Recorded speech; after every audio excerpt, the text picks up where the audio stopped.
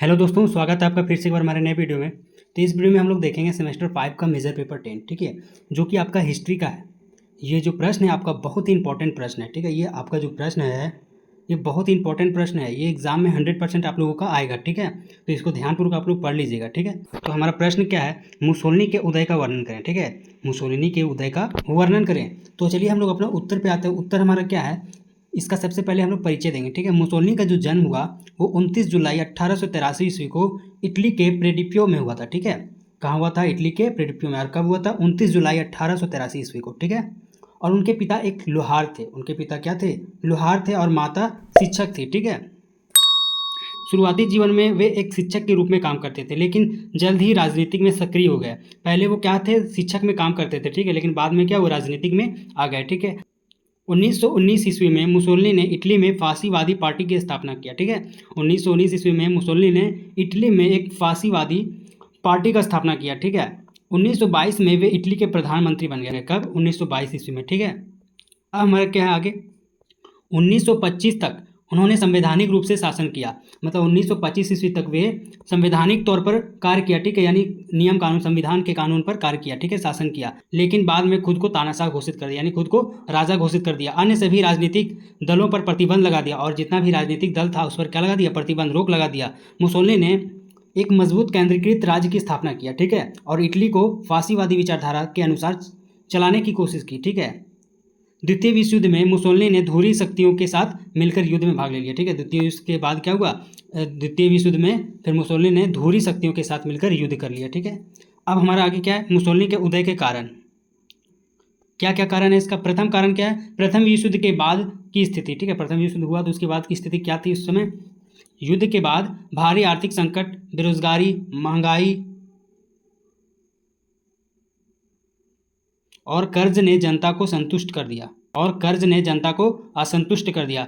युद्ध के बाद बहुत सारा आर्थिक संकट आया, ठीक है, बेरोजगारी और महंगाई भी बढ़ गई, ठीक है, और कर्ज से जनता लोग असंतुष्ट हो गए, ठीक है, नाराज हो गए। मुसोलिनी ने इन समस्याओं को हल करने का वादा किया, ठीक है, और एक बाद में क्या हुआ, और एक मजबूत नेता के रूप में उभरे। मुसोलिनी ने इन सभी समस्याओं का हल करने के लिए उसको वादा किया, ठीक है, और बाद में क्या हुआ, वे नेता बन गए वहाँ के, ठीक है, यानी राजा बन गए, प्रधानमंत्री। अगला पॉइंट क्या है, फासीवादी विचारधारा। मुसोलिनी ने फासीवादी पार्टी, ठीक है, की स्थापना किया। मुसोलिनी ने फासीवादी एक पार्टी का स्थापना किया। उसने राष्ट्र, शक्ति, अनुशासन और एक मजबूत नेता के सिद्धांत को बढ़ावा दिया, और बाद में वे राष्ट्रवाद यानी अपने देश से प्रेम, शक्ति, अनुशासन और मजबूत नेता के रूप में कार्य किया। उसने अराजकता से तंग जनता को शक्ति और स्थिरता का वादा किया। वहाँ पर कोई भी मतलब शासन नहीं था, ना राजा था, ठीक है। तो वहाँ पे जो जनता था वो तंग आ गया था, ठीक है।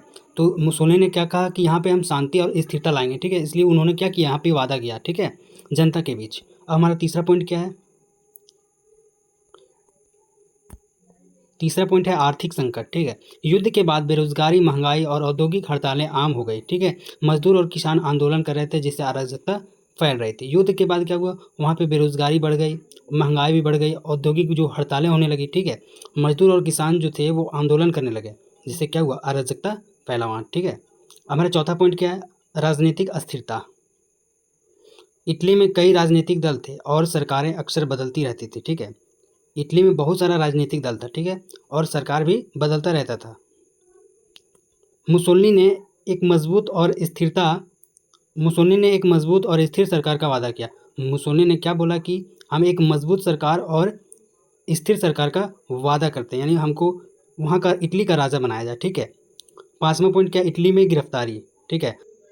मुसोलिनी को 25 जुलाई 1943 को इटली में गिरफ्तार कर लिया गया, ठीक है। मुसोलिनी को 25 जुलाई 1943 ईस्वी को इटली में गिरफ्तार कर लिया गया, ठीक है। बाद में उन्हें प्रधानमंत्री के पद से हटा दिया, ठीक है, और राजा विक्टर इमैनुअल तृतीय के आदेश पर गिरफ्तार कर लिया गया, ठीक है। फिर बाद में क्या हुआ, इसको गिरफ्तार कर लिया गया, ठीक है, और जेल में डाल दिया। अब हमारा है मुसोलिनी के उद्देश्य। इसका उद्देश्य क्या है, पहला पॉइंट है एक महान राष्ट्र का निर्माण। इसका उद्देश्य था एक महान राष्ट्र का निर्माण करना। मुसोलिनी इटली को एक महान, शक्तिशाली और सम्मानित राष्ट्र बनाना चाहते थे। मुसोलिनी जो था इटली को महान देश बनाना चाहता था, शक्तिशाली देश बनाना चाहता था, ठीक है, जो यूरोप में अपना खोया हुआ गौरव वापस पा सके। मतलब यूरोप में जो अर्थव्यवस्था था, ठीक है, उसको पुनः वापस ला सके। दूसरा पॉइंट क्या है, एक मजबूत साम्राज्य की स्थापना। उनका लक्ष्य उत्तरी अफ्रीका और भूमध्य सागर क्षेत्र में एक इतालवी साम्राज्य का विस्तार करना था। उसका क्या लक्ष्य था, उत्तरी अफ्रीका और भूमध्य सागर में इटली का साम्राज्य का विस्तार करना था। ठीक है। तीसरा पॉइंट क्या है, फासीवादी राज्य का निर्माण। मुसोलिनी ने एक ऐसे राज्य का स्थापित करना चाहता था जो फासीवादी विचारधारा पर आधारित हो, जिसमें राज्य का पूर्ण नियंत्रण हो और नागरिकों को राष्ट्र के प्रति पूर्ण निष्ठा रखनी हो। ठीक है।